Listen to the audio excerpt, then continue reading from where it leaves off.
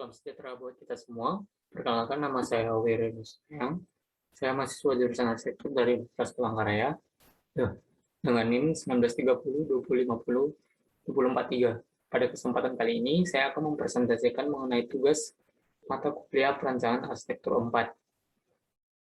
Di mana di tugas mata kuliah ini ditugaskan untuk merancang apartemen dengan luas lahan kurang lebih 3.900 meter kuadrat, dan peruntukan lahannya tentunya untuk apartemen dengan KDB 50%, dengan masa bangunan tunggal dan ketinggian maksimalnya 7 lantai, seperti pada layar. Terletak di lokasi Jalan S. Parman, nomor 60A, di Kota Palangkaraya, Kalimantan Tengah. Seperti yang dapat kita lihat, bahwasannya di sebelah utara set terdapat lahan basah sungai dan vegetasi, dan selatan Jalan S. Parman, lalu barat dan timur merupakan area pemukiman warga. Lokasi set sangat memiliki potensi yang bagus dikarenakan daerah yang minim banjir dan tidak berpotensi gempa bumi, utilitas yang memadai dan berada dekat dengan pusat kota. Nah, berikut data estimate site yang saya data ke lapangan. Ada beberapa poin, diantaranya ada panca indera, sumber base yang tertinggi berasal dari Jalan Es Parman, lalu visual mengarah ke arah pusat kota, dan tidak ada bau menyengat dari sekitar site. Lalu untuk tautan lingkungannya, terdapat pada seperti yang dapat kita lihat, bagian utara terdapat sungai Kayan, selatan terdapat pemukiman dan pertokoan, dan barat terdapat pemukiman pertokoan juga, begitu juga dengan timur, merupakan daerah pemukiman dan SPBU Es Parman. Dan di sini terdapat beberapa poin keistimewaan alami dari site yang saya dapatkan. Lalu di sini ada keistimewaan buatan dan sirkulasi. Lalu analisa sirkulasi, terdapat pada site terdapat satu jalur sirkulasi yang terdapat di Jalan Es Parman. Pada sirkulasi ini cukup tinggi akan kepadatan lalu lintas, dan jalur pedestrian pada Jalan Es Parman ini belum memadai. Maka diperlukan jalur pedestrian dan pemisahan jalur antara pejalan kaki dan kendaraan, lalu membedakan jalur masuk dan keluar set, lalu melakukan analisa terhadap sirkulasi apa yang cocok seperti pada bentuk linear atau melingkar maupun network. Lalu di sini ada analisa matahari. Untuk matahari pada siang hari menjadi suhu tertinggi dicapai, yaitu berkisar antara 30 sampai 35 derajat Celcius.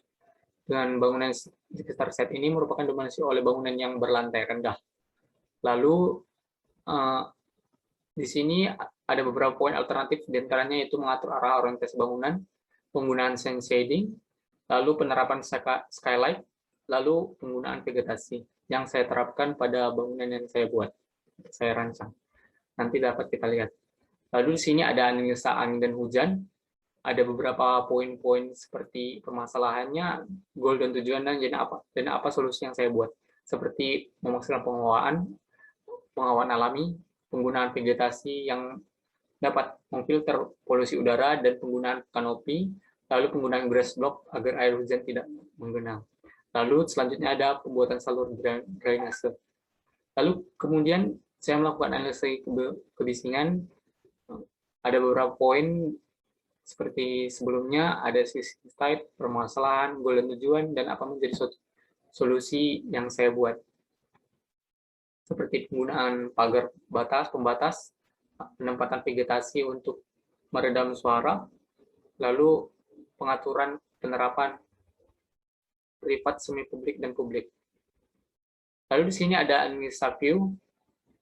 View ini di set ini terdapat di bagian utara ada Sungai Kahayan, lalu di barat pemukiman penduduk, perkotaan dan perkantoran seperti yang saya sebutkan sebelumnya, dan selatan dan timurnya terdapat pemukiman juga dan pertokoan. Lalu terdapat permasalahan dan goal dan tujuan. Lalu ada beberapa solusi seperti mengolah massa bentuk, lalu membuat bangunan tinggi, lalu menata vegetasi dengan jarak tertentu. Lalu yang keempat, ada menutupi arah view yang kurang baik dengan pagar atau penataan vegetasi. Lalu selanjutnya ada analisa vegetasi. Di sini ada existing site, lalu permasalahan, goal tujuan, dan terdapat ada beberapa solusi yang saya buat seperti menggunakan jenis pohon palem untuk menyaring polusi dari jalanan, lalu menggunakan beberapa jenis tanaman, lalu pengaturan menanam tanaman pengarah di daerah sirkulasi. Lalu setelah saya melakukan analisa, terdapat ada zoning makro dan mikro. Seperti yang terdapat pada layar, ada analisis sirkulasi matahari, angin dan hujan, kebisingan, view, vegetasi, dan lain-lain. Sehingga dapatkan zoning makro dan zoning mikro seperti yang terdapat pada layar. Lalu langsung ke ide bentuk. Konsep masa terbentuk dari hasil pertimbangan analisis site dengan mengandalkan potensi lingkungan yang ada di sekitar site dengan optimal sehingga membentuk masa bangunan yang dapat mengatasi masalah-masalah tersebut dengan mengoptimalkan potensi view, mengurangi kebisingan, memaksimalkan sirkulasi udara sehingga sebagai penghawan alami serta memaksimalkan pencahayaan alami, membuat vegetasi dengan penataan yang menarik bagi penghuni maupun pengunjung. Bentuknya berasal dari bentuk awal site, menyesuaikan dari bentuk site yang mengalami penambahan atau perubahan bentuk serta menggabung beberapa bentuk geometris dan memperhatikan potensi lingkungan yang ada di sekitar site. Bentuk yang dibuat kemudian diproses lagi agar menjadi sebuah bangunan yang memenuhi fungsi-fungsi dari apartemen. Lalu saya melakukan transformasi bentuk. Yang pertama di sini ada pengoptimalan kontur set untuk area basement apartemen. Di bawahnya di set tersebut tanahnya tidak datar atau berkontur.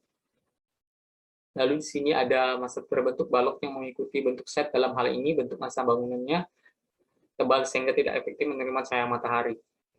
Lalu saya melakukan subtraksi massa dengan pembuatan ruang terbuka di tengah massa sebagai area publik dan untuk mengoptimalkan cahaya matahari maupun sirkulasi udara.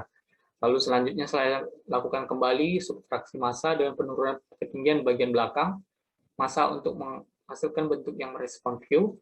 Lalu subtraksi massa dengan penurunan ketinggian di bagian depan juga sebagai dinamika elevasi serta mengikuti kebutuhan ruang. Lalu dihasilkan seperti pada layar sini, ada area entrance dan out-nya, sirkulasinya. Lalu di sini ada gubahan massa, seperti terlihat pada layar, yang di kuning itu termasuk adalah area unit kamar, yang merah adalah public area, lalu yang biru manajemen, lalu yang hijau facility-nya seperti gym, musola, dan lain-lain, lalu service dan MEP-nya yang warna coklat, lalu yang parking warna abu-abu paling bawah. Gubahan massa apartemen berawal dari bentuk dasar sebagai dari persegi panjang yang mengalami penambahan volume sehingga membentuk sebuah balok di mana balok tersebut mengalami berbagai macam perubahan seperti perubahan volume, pergeseran bentuk, mengalami subtraktif dan additif pada bentuk gubahan. Dan di sini terdapat sirkulasi horizontal maupun vertikal dari apartemen yang saya buat.